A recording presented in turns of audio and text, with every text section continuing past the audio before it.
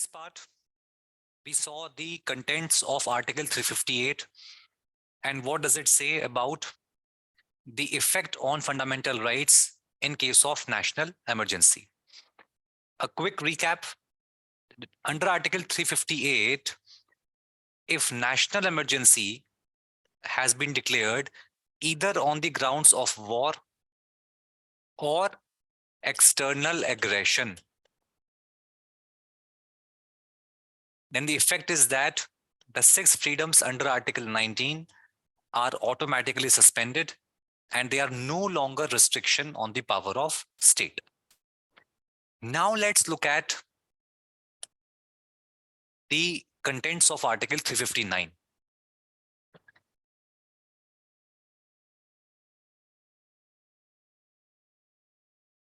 Article 359 says that if President has declared national emergency on any of the 3 grounds, it means Article 359 gets invoked if emergency has been declared on either of the 3 grounds. That means if national emergency is on the grounds of war or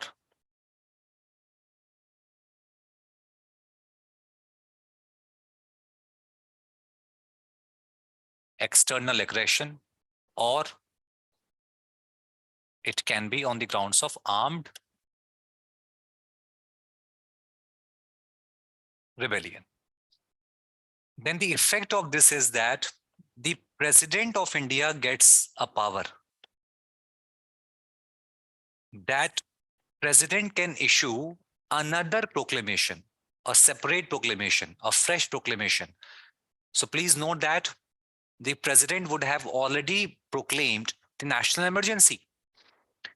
And if that national emergency is on any of these 3 grounds, then he also gets a power to make another proclamation by which he can declare all the fundamental rights, any fundamental right to be suspended. We will see the exception, right? So under Article 359, if emergency has been declared on any of these 3 grounds, then President will make us, he can make if he wants to. And of course, that will be on the advice, the aid and advice of Prime Minister and the Council of Ministers. That's something which is not required to be mentioned. So President of India can make a separate proclamation declaring suspension of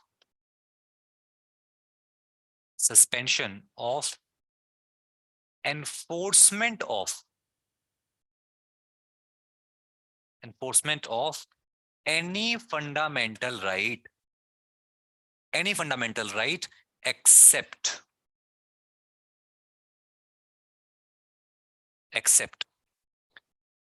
Article 20 and Article 21.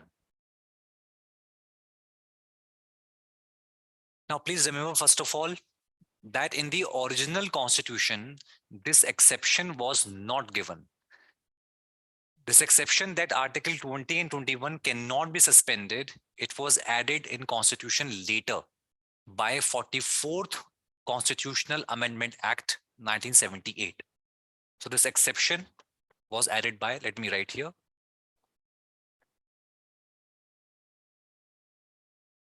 added by 44th Constitutional Amendment Act 1978. That is why during internal emergency, I'm sure you guys know this, that we had internal emergency in our country from June 1975 till March 1977. So for about 21 months, we had internal emergency. And that is when even the right to life and liberty, Article 21, was suspended. And a lot of violations of fundamental rights had taken place. That is why when the emergency was over, And we had a new government, the Janta government, led by Prime Minister Morarji Desai. He brought certain safeguards in constitution to ensure that the provisions of emergency are not misused again.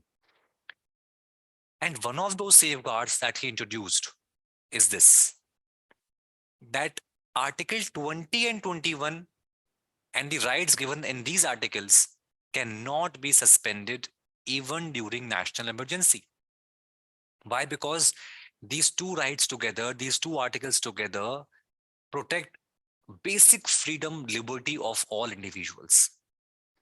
Article 20 ensures that, Article 20, Clause 1, that the criminal legislations cannot be brought into force retrospectively. They're always brought into force prospectively from a future date.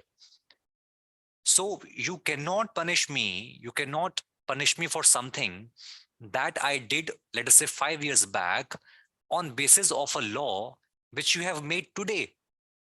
And today you have declared that action of mine as punishable offense.